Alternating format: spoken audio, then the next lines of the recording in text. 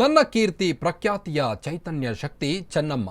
ನನ್ನ ಪತ್ನಿ ಚೆನ್ನಮ್ಮ ಗಂಧದ ಕೊರಡವಳು, ಧರ್ಮಪತ್ನಿ ನೆನೆದು HD ದೇವೇಗೌಡ ಅವರು ಕಂಬನಿ ಮಿಡಿಯುತ್ತಿದ್ದಾರೆ. ನನ್ನ ಕೀರ್ತಿ ಪ್ರಖ್ಯಾತಿಯ ಚೈತನ್ಯ ಶಕ್ತಿ ಚೆನ್ನಮ್ಮ ಅಂತ ಮನಮೆನ್ನುತ್ತಿದ್ದಾರೆ.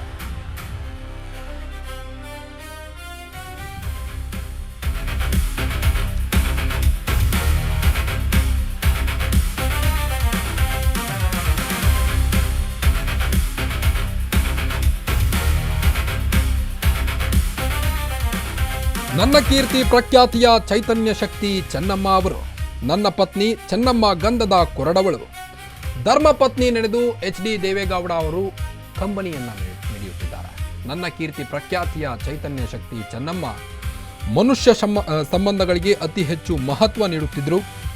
ನನ್ನ ಪತ್ನಿಗೆ ಗೌರವ ಸಲ್ಲಿಸಿದ ಎಲ್ಲರಿಗೂ ಕೃತಜ್ಞತೆಯನ್ನ ಸಲ್ಲಿಸುತ್ತೇನೆ. ಹಿರಿಯರ ಅಣತಿಯಂತೆ ಸಪ್ತಪದಿ ತುಳಿದು ಬಾಳಬಂಡಿ ಏರಿದ್ವಿ. ಸುಖ ದುಃಖದಲ್ಲೇ ಸಮಭಾಗಿಗಳಾಗಿ 7 ದಶಕಗಳ ಕಾಲ ಬಾಳದ್ವಿ. ಶಾಸಕನಾಗಿ, ವಿಪಕ್ಷ ನಾಯಕನಾಗಿ, ಮಂತ್ರಿಯಾಗಿ, ಮುಖ್ಯಮಂತ್ರಿಯಾಗಿ, ಪ್ರಧಾನಮಂತ್ರಿಯಾಗಿ ರಾಷ್ಟ್ರ ಸೇವೆ ಮಾಡುವ ಮಹಾಭಾಗ್ಯ ಸಿಕ್ಕಿತು.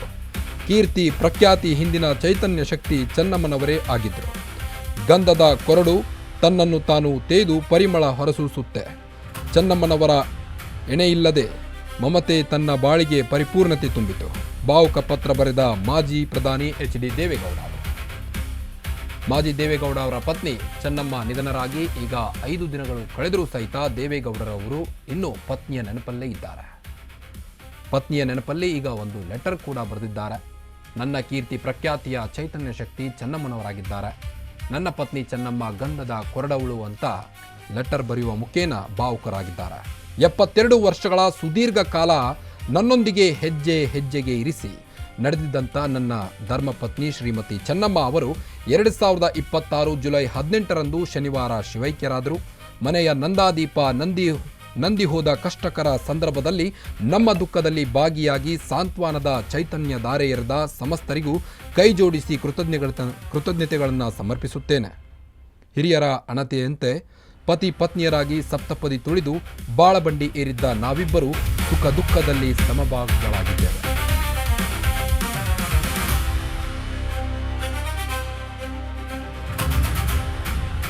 ಮಾಜಿ ಪ್ರಧಾನಿಯ ಮಡದಿಯಾಗಿದ್ರು, ಸಾಮಾನ್ಯರಾಗಿದ್ರು. ಸಾಮಾನ್ಯ ನಾರಿಯಾಗಿ ದೇವೇಗೌಡ ಅವರ ಕೈ ಹಿಡಿದು ಅವರನ್ನ ಮುನ್ನಡೆಸಿದ್ರು. ಮಾಜಿ ಪ್ರಧಾನಿಯ ಮಡದಿ, ನನ್ನ ಮನೆ ಬೆಳಗಿ ಬೆಳೆಸಿದಂಥ ಚೆನ್ನಮ್ಮ ಶಿವನ ಪಾದ ಸೇರಿದ್ರು. ಆಗ ನೀವು ಅಂತಃಕರಣ ಪೂರ್ವಕ ಮಮತೆಯನ್ನು ತೋರಿದ್ರಿ. CM ಕೇಂದ್ರ ಸಚಿವರು, ಮಾಜಿ CMಗಳು, ಪರಮ ಪೂಜ್ಯ ಪೀಠಾಧೀಶರು, ಮಂತ್ರಿಗಳು, ಮಾಜಿ ಮಂತ್ರಿಗಳು, ಶಾಸಕರು, ಮಾಜಿ ಶಾಸಕರು, ಮಾಧ್ಯಮ ಬಂಧುಗಳು, ಪೊಲೀಸ್ ಇಲಾಖೆಯ ಗಣ್ಯರಿಗೆ ನಮನವನ್ನು ಸಲ್ಲಿಸಿದ್ದಾರೆ. ನಿಮ್ಮೆಲ್ಲರಿಗೂ ನಾನು ವಿನೀತನಾಗಿ ಎಲ್ಲರಿಗೂ ನಮಿಸುತ್ತೇನೆ. ನಾನು ಜನ್ಮವೆತ್ತಿದ ಹಾಸನದ ಮಹಾಜನರ ಅಭಿಮಾನಕ್ಕೆ ಧನ್ಯನಾಗಿದ್ದೇನೆ ಅಂತ ಲೆಟರ್ ಬರೆಯುವ ಮೂಲಕ ದೇವೇಗೌಡ ಅವರು ಎಲ್ಲರಿಗೂ ಅಭಿನಂದನೆಯನ್ನ ಸಲ್ಲಿಸಿದ್ದಾರೆ. ನಾನು ಜನ್ಮವೆತ್ತಿದ ಹಾಸನದ ಮಹಾಜನರ ಅಭಿಮಾನಕ್ಕೆ ತಲೆಬಾಗುತ್ತೇನೆ ಅಂತ HD ದೇವೇಗೌಡ ಅವರು ಸುದೀರ್ಘ ಲೆಟರ್ ಒಂದನ್ನು ಬರೆದಿದ್ದಾರೆ.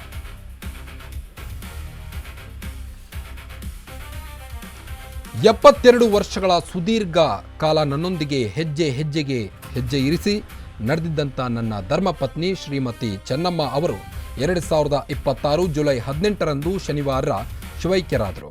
ಮನೆಯ ನಂದಾದೀಪ ನಂದಿ ಹೋದ ಕಷ್ಟಕರ ಸಂದರ್ಭದಲ್ಲಿ ನಮ್ಮ ದುಃಖದಲ್ಲಿ ಭಾಗಿಯಾಗಿ ಸಾಂತ್ವನದ ಚೈತನ್ಯ ಧಾರೆ ಎರೆದ ಸಮಸ್ತರಿಗೂ ಕೈ ಜೋಡಿಸಿ ಕೃತಜ್ಞತೆಗಳನ್ನು ಸಮರ್ಪಿಸುತ್ತೇನೆ. ಹಿರಿಯರ ಅಣತೆಯಂತೆ ಪತಿ ಪತ್ನಿಯರಾಗಿ ಸಪ್ತಪದಿ ತುಳಿದು ಬಾಳಬಂಡಿ ಏರಿದ್ದ ನಾವಿಬ್ಬರು ಸುಖ ದುಃಖದಲ್ಲಿ ಸಮಭಾಗಿಗಳಾಗಿ 7 ದಶಕಗಳ ಕಾಲ ಜೀವನ್ಮುಖಿಗಳಾಗಿ ತುಂಬು ಜೀವನ ನಡೆಸಿದ್ದೇವೆ. ಶಾಸಕನಾಗಿ, ಪ್ರತಿಪಕ್ಷ ನಾಯಕನಾಗಿ, ಮಂತ್ರಿಯಾಗಿ, ಮುಖ್ಯಮಂತ್ರಿಯಾಗಿ, ಕೊನೆಗೆ ಪ್ರಧಾನಮಂತ್ರಿಯಾಗಿ ರಾಷ್ಟ್ರ ಸೇವೆ ಮಾಡುವ ಮಹಾಭಾಗ್ಯ ಸಿಕ್ಕಿತು. ಕೀರ್ತಿ ಪ್ರಖ್ಯಾತಿ ಎಲ್ಲವೂ ನನಗಷ್ಟೇ ಸೇರಿತು. ಅದರ ಹಿಂದಿನ ಚೈತನ್ಯ ಶಕ್ತಿ ಚೆನ್ನಮ್ಮನವರೇ ಆಗಿದ್ರು ಎಂಬುದನ್ನು ಉಲ್ಲೇಖಿಸುವುದಲ್ಲದೆ ಗಂಧದ ಕೊರಡು ತನ್ನನ್ನು ತಾನು ತೆಗೆದುಕೊಂಡು ಪರಿಮಳ ಹೊರಸೂಸುವಂತೆ ಚೆನ್ನಮ್ಮನವರ ಎಣೆಯಿಲ್ಲದೆ ಮಮತೆ ಮತ್ತು ತ್ಯಾಗಶೀಲತೆ ನನ್ನ ಬಾಳಿಗೆ ಪರಿಪೂರ್ಣತೆ ತುಂಬಿತು. ರಾಜಕೀಯ ಹಿನ್ನೆಲೆಯೇ ಇಲ್ಲದ ನನ್ನ ಕುಟುಂಬದ ಸೊಸೆಯಾಗಿ ಬಂದ ಅವರು ದೈವಭಕ್ತಿ, ಸಾತ್ವಿಕತೆ ಮತ್ತು ಸಾಂಪ್ರದಾಯಿಕ ನಡವಳಿಕೆಯ ಮೂಲಕ ನಮ್ಮ ಮನೆಯನ್ನು ನಂದಗೋಕುಲ ಮಾಡಿದರು. ನಿತ್ಯ ದಾಸೋಹಿಯಾಗಿ ಮನೆಯ ಅನ್ನಪೂರ್ಣೆಯಾದರು. ಮಾನವೀಯ ಮೌಲ್ಯಗಳ ಅನುಸರಣೆ ಹಾಗೂ ಶುದ್ಧ ಅಂತಃಕರಣದ ಮಾತೃ ಪ್ರೇಮದ ಮೂಲಕ ಎಲ್ಲರ ಪಾಲಿನ ಅಮ್ಮನಾದರು.